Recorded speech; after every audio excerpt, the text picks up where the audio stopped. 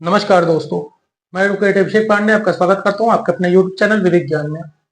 दोस्तों, आज का हमारा वीडियो गुंडा एक्ट से रिलेटेड है।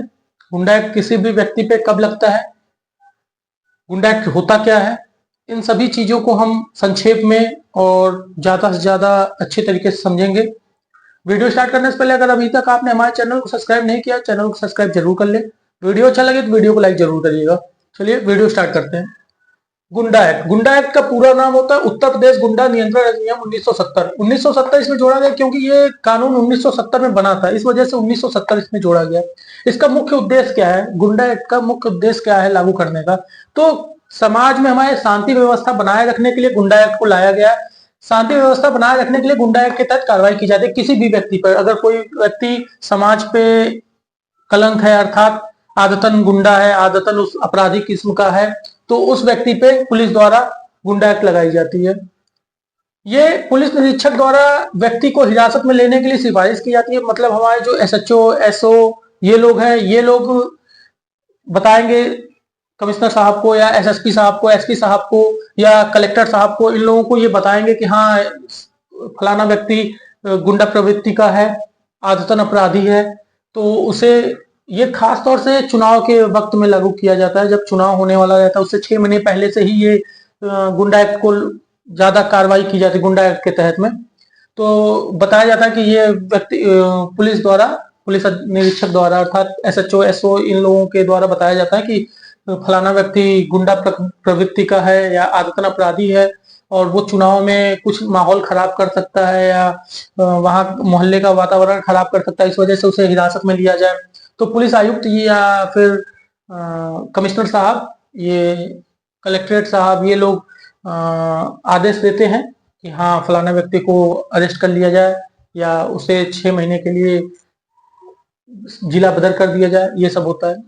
इसमें जिला मजिस्ट्रेट जो होते हैं वो आदतन अपराधियों को जिला बदर करते हैं।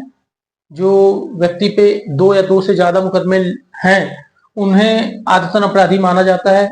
इसमें ये भी एक मुख्य बात है कि किसके ऊपर लग सकता है।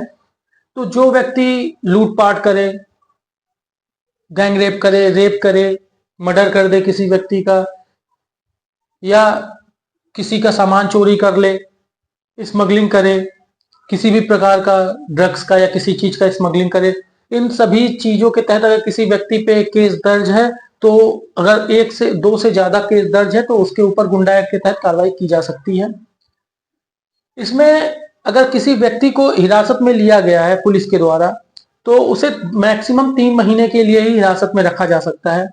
जब 3 महीने खत्म हो जाता है तो 3-3 महीने करके इसको बढ़ाया जा सकता है। जैसे पहले 3 महीने उसको हिरासत में लिया गया, पुलिस को लगता है कि इसको और बढ़ाना चाहिए इसका हिरासत, फिर उसको 3 महीने और बढ़ा दिया जाएगा, फिर वो 6 महीने हो जाता है। फिर जब वो 6 महीने खत्म होता है फिर पुलिस को लगता नहीं अभी इसको और अपने पास रखना चाहिए हिरासत में, फिर 3 महीने के लिए और बढ़ सकता है। ये मैक्सिमम 12 महीने तक बढ़ाया जा सकता है।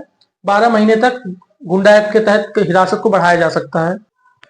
ये समझते हैं कि अगर किसी व्यक्ति के ऊपर गुंडा एक्ट लगाया जा रहा है तो उसे कैसे पता चलेगा कि उसके ऊपर गुंडा एक्ट लगा है, या वो कैसे अपने आप को निर्दोष साबित करे। तो इसमें अगर किसी भी व्यक्ति के ऊपर पुलिस द्वारा गुंडा एक्ट लगाया जाता है तो मजिस्ट्रेट के द्वारा संबंधित कोर्ट में आपको एक नोटिस आती है जिसको 3A का नोटिस कहते हैं, अर्थात 3A।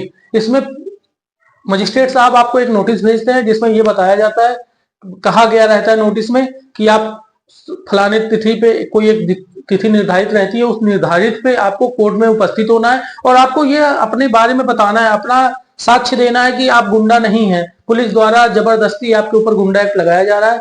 उसी समय आप मजिस्ट्रेट के सामने अपना साक्ष्य प्रस्तुत करें, अपने बारे में बताएं कि आप क्या हैं, आप क्या करते हैं। इस तरीके से अपना बेगुनाह होने का रीजन कोर्ट के सामने उपस्थित करें कि हाँ हम गुंडा नहीं हैं, हम कोई काम करते हैं, हम यहाँ जॉब करते हैं, पुलिस द्वारा जबरदस्ती हमें गुंडा एक्ट के तहत कार्रवाई की जा रही है मेरे ऊपर।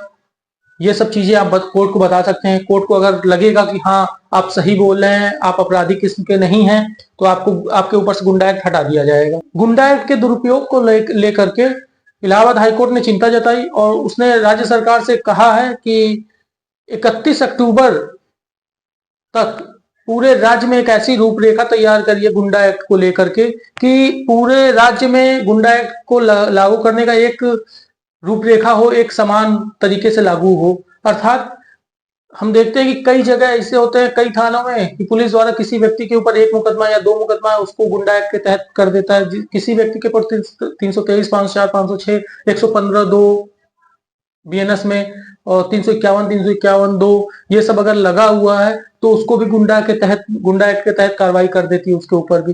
तो इन्हीं सब चीजों को देखते हुए, गुंडा एक्ट का दुरुपयोग देखते हुए, इलाहाबाद हाईकोर्ट ने कहा राज्य सरकार से कि आप एक ऐसा रूपरेखा तैयार करिए गुंडा एक्ट में कि जिसके तहत पुलिस के द्वारा या किसी भी व्यक्ति के ऊपर वो समान रूप से लागू हो। ऐसा नहीं कि कहीं पे किसी थाने में 1 केस पे ही गुंडा एक्ट लगा दिया जाता है, किसी थाने पे 10 केस पे भी गुंडा एक्ट नहीं लगाया जाता। तो ये सब चीजों को देखिए और मॉनिटर करिए, और इस पे एक अपना पुलिस वालों को रूपरेखा दीजिए कि हाँ इतने पे होना चाहिए।